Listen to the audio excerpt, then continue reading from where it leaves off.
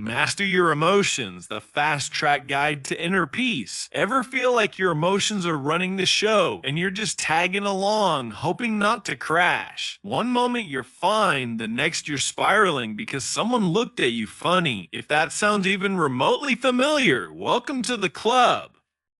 We have all been there. Emotional turmoil isn't just some dramatic soap opera term. It's what happens when life throws you curveballs and your brain decides to juggle flaming swords instead of baseballs. So, what do we do when everything feels like too much?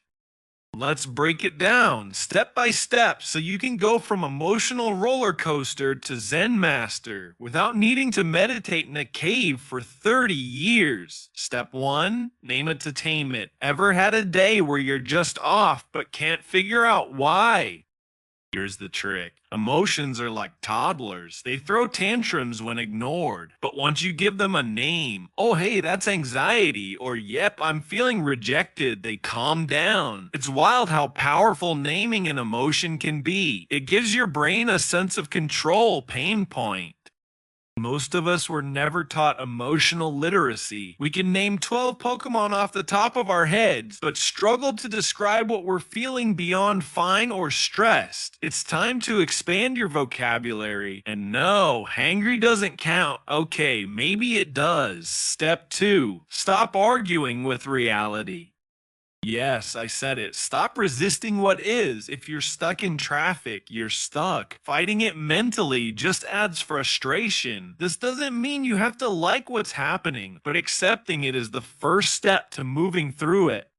Think of emotional turmoil like quicksand. The more you flail, the deeper you sink. The counterintuitive move is to lean into the feeling, acknowledge it, and then breathe. Sound a bit woo-woo. Sure, but it's science.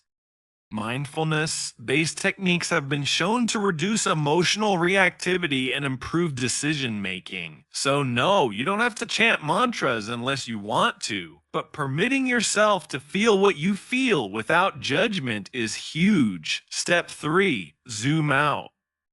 You're in emotional pain. Your brain does this thing where it shrinks your world into one tiny, terrible moment. It's like emotional tunnel vision. Everything feels urgent, catastrophic, or deeply personal. But when you zoom out, mentally, not with a drone, you start to see the big picture.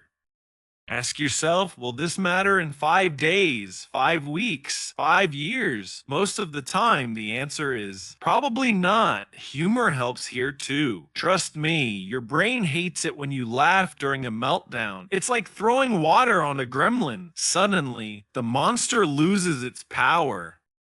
Step 4. Emotional hygiene is a thing. You brush your teeth daily, I hope, but how often do you check in on your emotional state? Practicing emotional hygiene means you regularly process your feelings before they turn into a volcano. Here's how. Journaling, no, it doesn't have to be poetic. Talking it out with someone you trust. Taking a walk without your phone glued to your hand. Screaming into a pillow, therapeutic and eco-friendly. Consistency is the key. A little bit every day beats one massive breakdown every 6 months. Step 5. Create a calm down kit. No, this isn't just for kids. Have a go-to strategy for emotional overload.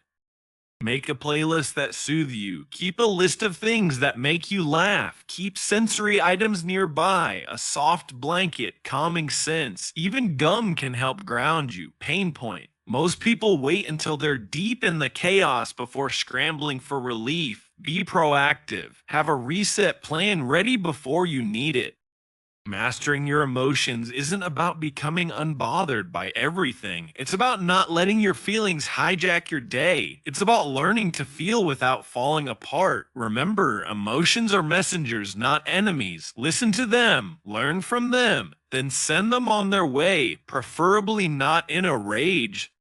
Fueled text message, you've got this. Inner peace isn't about perfection, it's about progress, and maybe, just maybe, less yelling at your steering wheel.